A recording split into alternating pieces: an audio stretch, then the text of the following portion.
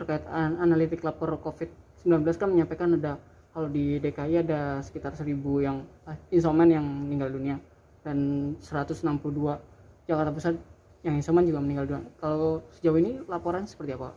Ya laporannya kita berdayakan posko kelurahan. Kan banyak juga permintaan warga.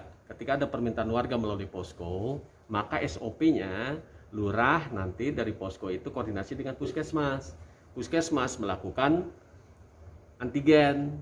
Setelah memang dia diidentifikasi itu reaktif, maka pemulasarannya dengan menggunakan protokol COVID. Baru dia nanti bisa ke palang merah hitam, atau kalau memang itu tidak memungkinkan jangka waktu 6 jam, maka tim pemulasaran yang ada di kelurahan itu sudah harus menangani pasien tersebut, korban tersebut sampai keluar dari rumahnya menuju ke pemakaman.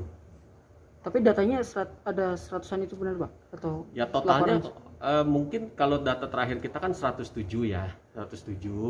Nah nanti kita coba cross check. Data terakhir 107, data terakhir.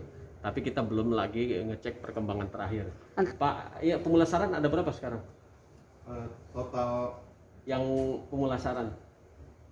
Kemarin kan terakhir 107 yang kita rapat terakhir. masih jumlahnya sama Pak?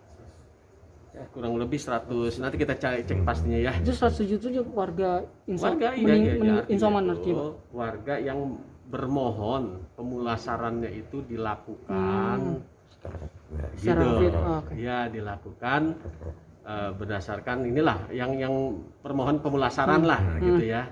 Permohonan bukan yang COVID.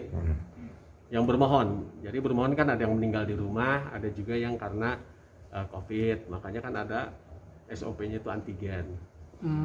Kalau gitu. Untuk antisipasi ke depan Pak, untuk kan katanya kan warga isoman yang meninggal itu cenderung ada kenaikan informasinya seperti itu. Nah, mungkin antisipasi dari Pemkot sendiri seperti apa sih Pak? Ya antisipasinya, makanya setiap ada kasus harus ada keterbukaan, laporkan gitu. Misalkan di lingkungan rumah itu ada yang positif COVID misalnya, laporkan ke posko. Nanti posko yang akan mendatangi sekaligus mengecek nanti kesehatannya, akan memantau kesehatannya, kemudian melakukan PCR. Nah kalau di PCR kan nanti bisa di tracing ya kan, bisa di testing, tracing, baru ada treatment.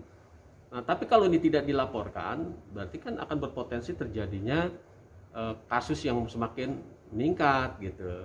Makanya yang kita lakukan adalah keterbukaan dulu. Peran RT, RW, Dasawisma, kalau ada warga yang sakit di rumah, laporkan. Mungkin kita himbau juga kepada penghuni rumah gitu ya, para warga di lingkungan tiap-tiap rumah itu, Pak RT nanti memberikan informasi. Setelah diinformasikan ada yang terpapar atau ada yang sakit, baru dilaporkan kepada Pak RT, Pak RW. Nah ini kan komunikasi berjalan dengan posko. Jadi intinya ya adalah